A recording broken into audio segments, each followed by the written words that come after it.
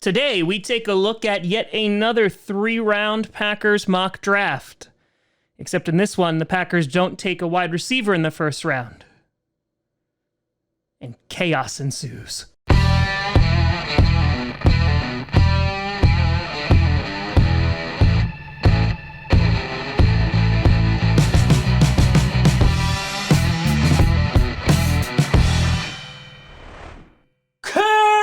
Grossi Packer Nation. Welcome to an episode of Packcast, the podcast where you don't have to be Packers fan, but it sure does up. I'm your host, Tom.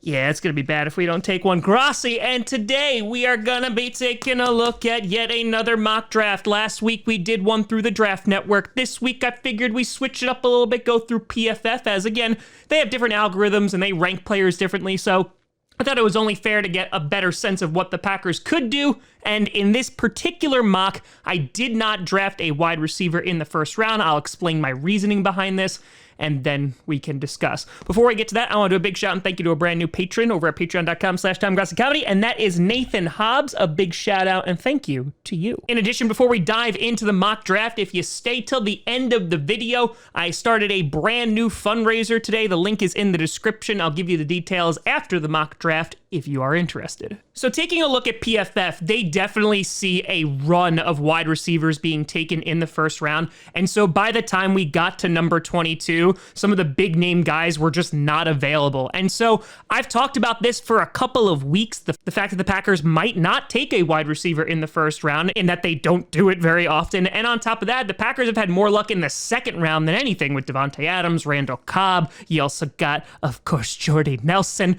You got all these people taken in the second round, so if they decide to wait until day 2, it wouldn't be the worst thing in the world, and in this particular scenario, I have them doing just that. So starting off with their first pick in the first round at number 22, I have them going defensive lineman, taking Devontae Wyatt from Georgia. Guy ran a 4.77 40, 6'3", 307 pounds, and right off the bat, before we even get into the player, I talked about how the Packers could definitely use some more help on the defensive line with Kenny Clark. They did go and get Reed from the Chiefs, and that is a good start. However, to go and spend a premium pick on defensive linemen would definitely go even further in making that pass rush and run defense even better. And Devontae Wyatt fits that bill. The guy is super athletic, had 7 tackles for a loss last season, 2.5 sacks, and 2 forced fumbles. So not only does it fill a need, but you're getting a premier athlete here. Now, there are some downsides to Wyatt, in one that he's 24 years old already. On top of that, he does have some off-field issues,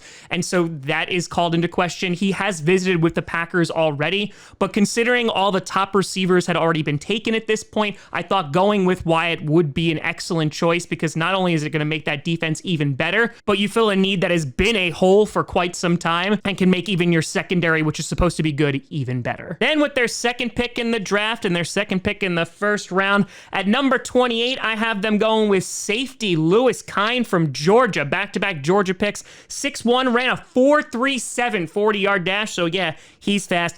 What I love about this guy and watching his tape is he freaking tackles, man. He hits you like a freight train. His downhill running is absolutely incredible. Now, he is a bit versatile as well, as he can also play slot corner, which is not the worst thing in the world, because the Packers definitely could use a dedicated slot guy.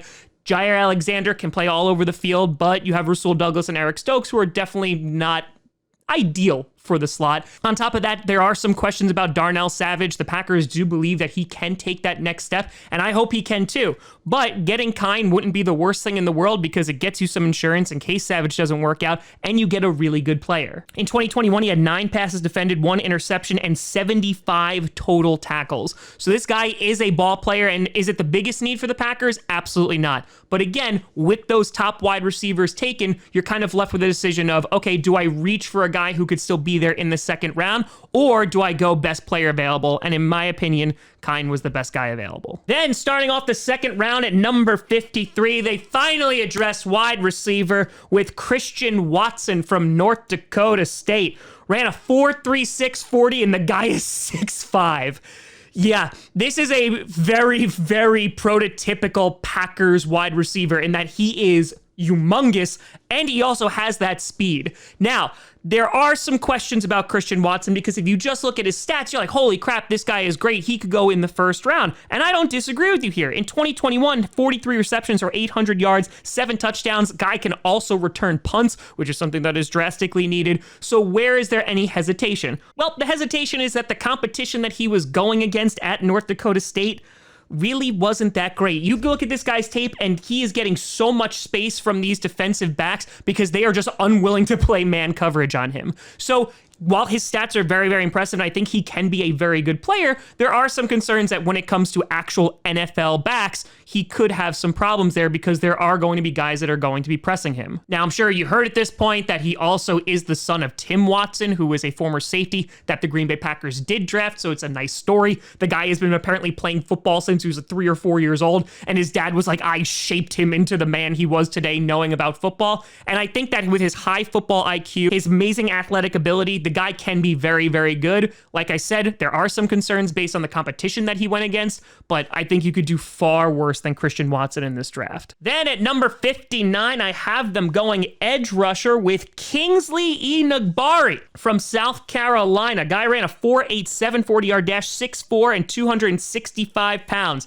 And this guy had a nice Senior Bowl. And the pros about him is that he's super duper quick. You can see that not only in his 40-yard dash, but also just getting off the line, he's very good at it. Now, I will also say I wouldn't be surprised if he slips into the 3rd round, considering he is going to need some time to develop. Now, at the same time, you can't have too many edge rushers, 1. 2, you have Rashawn Gary and Preston Smith, who will be getting the majority of the snaps, and so he can be thrown in there as a rotational player. 3, it took a year for Rashawn Gary to develop, and the Packers had no problem doing that. And again, edge is not a drastic need for the Green Bay Packers, but Preston Smith is a bit up there in age, so it wouldn't be the worst thing if the Packers addressed the position now and allowed a guy like this to develop and give him some time to actually do so before thrusting him into the fire. In 2021, he had 7 tackles for a loss, 4.5 sacks in 12 games. And like I said, this guy is raw. Whether it's saying, hey, you know what, maybe this guy isn't going to be an edge rusher and we're going to move him to the inside and he's going to be primarily a run stuffer, that's fine. Or he just needs time to develop the traits of being a premium edge rusher.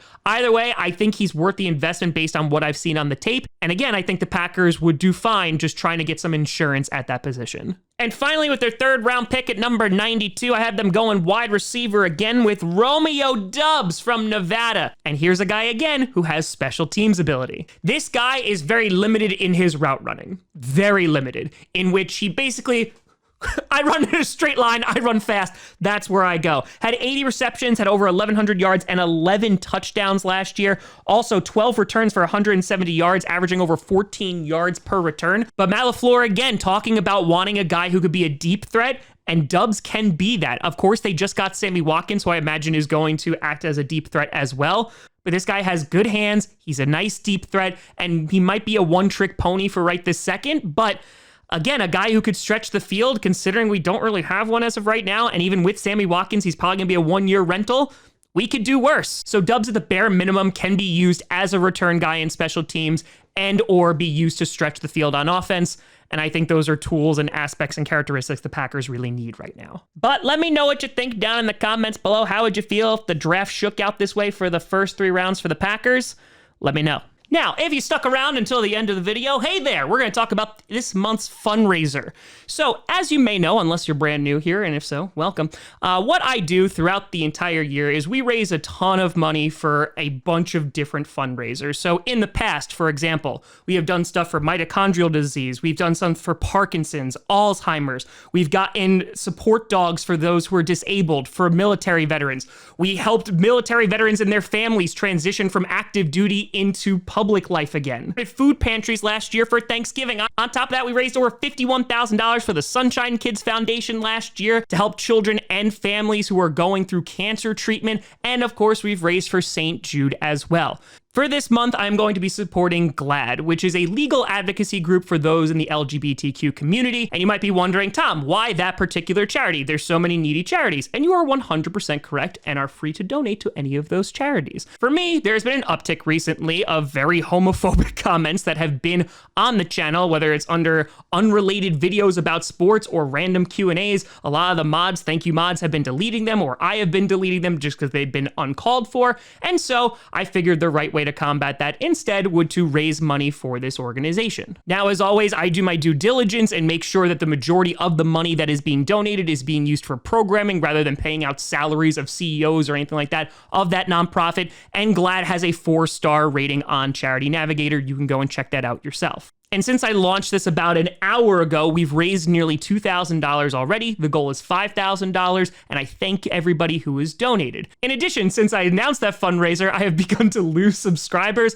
And on top of that, if you want to get any glimpse into what I'm talking about, you can just go under the community tab and see where I announced the fundraiser to see all those beautiful comments. And majority of them are very good, but you can kind of see the cesspool that we're dealing with here. And to be very clear, considering all the charities, the various charities that I raise money for, if a voluntary charity that I am raising money for makes you so upset that you're going to unsubscribe, bye. No, you can go now. If that is not something that you would like to support, that is more within your right. But if you would like to support, the link is in the description down below. Now, for almost all of these fundraisers, I provide a little incentive as to, hey, thank you for donating, here's what you could win. Well, when I was in Green Bay, Wisconsin, and I was trying out to be a Green Bay Packers wide receiver, I got the wonderful Ben Kurt to sign this replica Packers helmet that I purchased from the Packers Pro Shop. I have signed it as well. And so for every $10 that you enter, you are given one raffle entry, if you want to call it a raffle, one entry to it. There are unlimited entries. And so if you donate $100, you get 10 entries into the raffle. Like I said, this is going to go until the end of April. And so I will announce the winner on the first Friday night Q&A in May. And so if you are interested in supporting this organization and potentially winning this helmet, the link is in the description down below, and I thank you. But you can always find me at TomGrossiComedy.com or at TomGrossiComedy on all social media, see down below. Check out podcasts on SoundCloud, iTunes, Google Play Music, Spotify, and of course YouTube. And a big shout out and thank you to all the patrons over at patreon.com/TomGrossiComedy and the YouTube members. But thank you so much for watching. I'm Tom Grossi. And as always, go Pack, go.